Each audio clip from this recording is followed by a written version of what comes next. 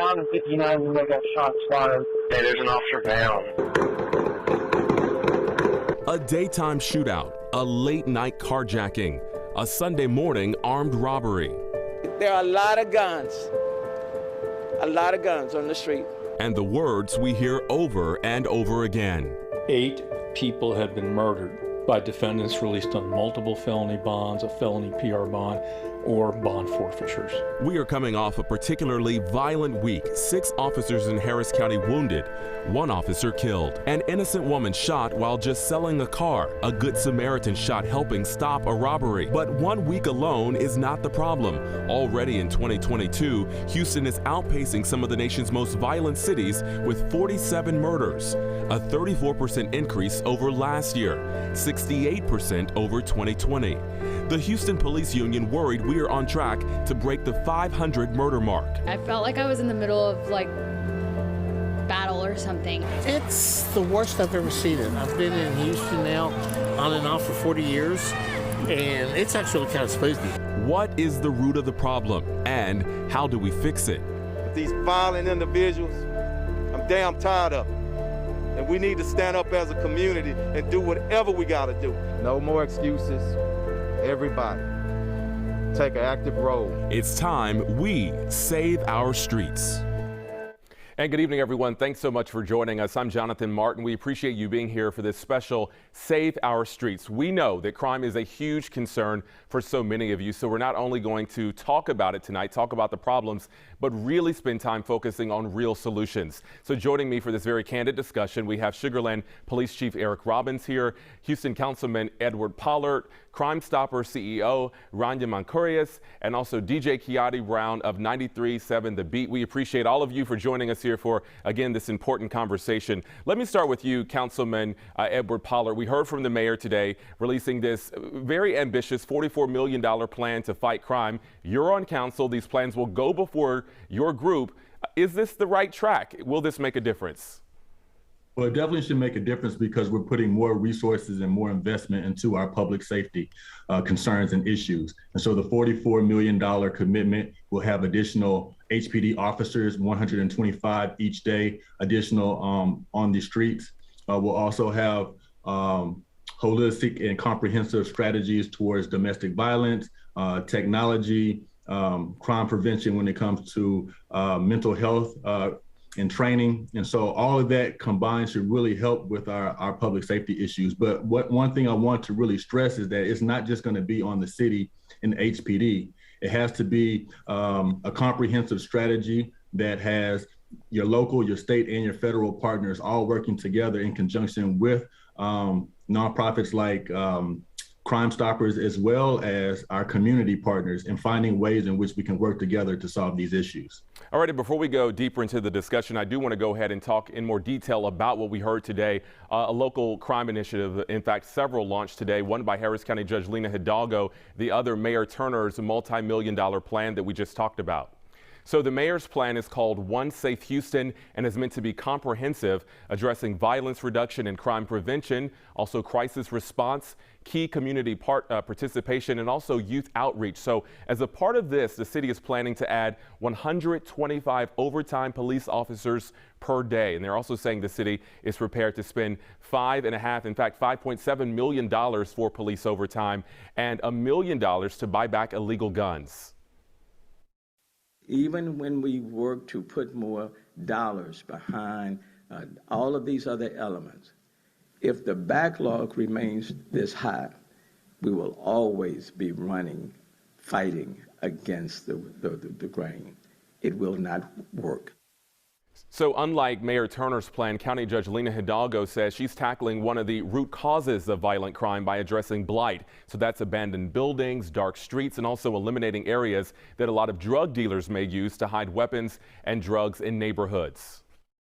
We owe it to the law enforcement officers. We owe it to the communities we serve to put skin in the game, to add every tool in the toolbox in fighting this crime wave. All right, so you heard what we just what's being proposed right now from both the county judge and the mayor. So let me get back to our panel. Rania, you're the CEO of Crime Stoppers. You speak very, very often, probably too often, with families and crime victims. What do you think about these initiatives that are being proposed?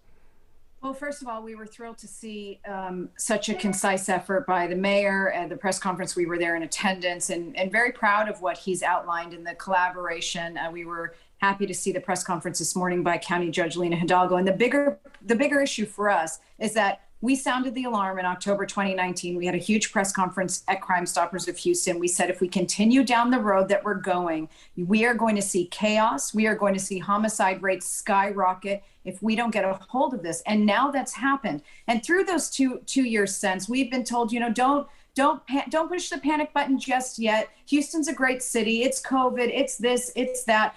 Don't make a big deal out of it. It's basically what we've been told. And today we realized everybody's coming to the table. Everybody realizes what we've been saying all along is true. We're here. So many people are suffering. Too many people are paying the ultimate sacrifice. And the nuances of the plan, the mayor's plan, was, to me, solid. I haven't taken a deep dive yet into Judge Hidalgo's plan, although we have an idea of the Clean Streets, Safe Neighborhood approach. You know, her thinking outside the box when it comes to public safety is wonderful, but I think we also have to think within the box as well. And there's just a lot to be seen, but we're proud of the movement. Yeah, a lot of people are. So Chief Robbins, we know that blight may not be the big issue that you're experiencing in Sugar Land. That's one of the things County Judge Lina Hidalgo talked about. But what's driving the crime wave or some of the increasing crime that you're seeing in Fort Bend County? Well, first of all, I just, being in Sugar Land, and I have to applaud the city of Houston and the officers and the men and women in Houston. And what happens, what we see in the suburban areas, when crime happens, it affects us all, and it moves out into the suburban areas. So we have to do everything we can. What they're doing is a step in the right direction. We're not seeing as a significant impact. We do see some of the typical street burglaries, car burglaries, stuff like that. And what I'm seeing more so in Sugar Land is just stolen weapons. And when these weapons get stolen out of these cars, they're basically weapons that's being used in other criminal activities. So we have to do everything we can. And what the city of Houston is doing is a step in the right direction. What we're doing is about partnerships. It's about working with our community. Obviously, the community outreach, we have to do that. We have to utilize all our technology. There's so much technology out there that's going to help us continue to keep our citizens safe. And that's what we're really doing out here in our areas, is doing everything we can with partnerships and community outreach and everything, working with our youth and just keeping them involved. But the crime does impact, even if it's in the city of Houston, the great city of Houston, it does impact our areas as well out here in Fort Bend County. It does, really, the entire Houston area. Kiati, we know that you have been around this community working, talking to people for many years now. And I want to ask you, what do you think has changed? Because, you know, we used to pride ourselves in Houston that we're not Atlanta, we're not New Orleans, we're not like Chicago. We don't have those crazy crime waves. So what is it? Are the criminals just more brazen, or what's going on?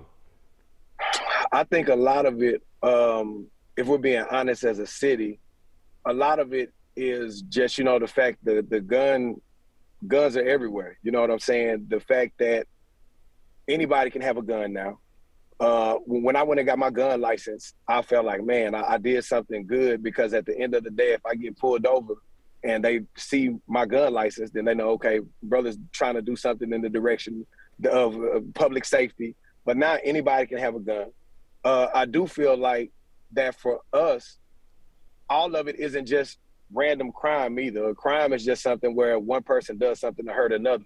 So with these guns everywhere, I don't think it's just a thing of inner city. I just think a lot of road rage. I saw an incident yesterday, somebody tailgated him, and I'm sure a lot of you have seen the viral video, the guy just started shooting through the window. He wasn't assaulted, but that was still a crime. So when we're looking at the full scope of what crime is, that it's just, man, everybody has a gun. And everybody didn't have to go through a certain safety course to maintain, to hold, to keep. It's pistols everywhere. Mm-hmm. I want to play a quick interview we had from one of our viewers, Shauna Castillo, and then Councilman Pollard, I want you to respond right after this. there's always going to be crime regardless, especially a big city, but what are we doing to really have communities also be part of the solutions? Because it can't be just someone at the top or just the police. We need to have community members and organizations working together. So, Councilman Pollard, the mayor was criticized by some neighborhood groups today for not bringing them to the table to talk about some of the crime initiatives and some of the things we can do. That's also sort of what you heard echo from Ms. Castillo. Can city leaders do more to have listening ears and bring folks on the ground to the table? And I think we will continue to make sure that people in different communities around the city have a voice. But the biggest thing is we have to make sure that we have deterrence to crime. Right now, criminals are getting arrested. HPD and other law enforcement agencies are doing a great job of arresting people, but the district attorney's office must prosecute. And when people are charged, they cannot be let out on low-level amount bonds if they have extensive criminal history. And the judges must work to get their dockets moving much quicker. And so one of the biggest issues that we have around the city is that there is no deterrent. The biggest deterrent is having to go to jail. But if people aren't in jail or having to go to jail or have a fear of going to jail, they continue to commit these crimes with no remorse and really no regard for anyone else.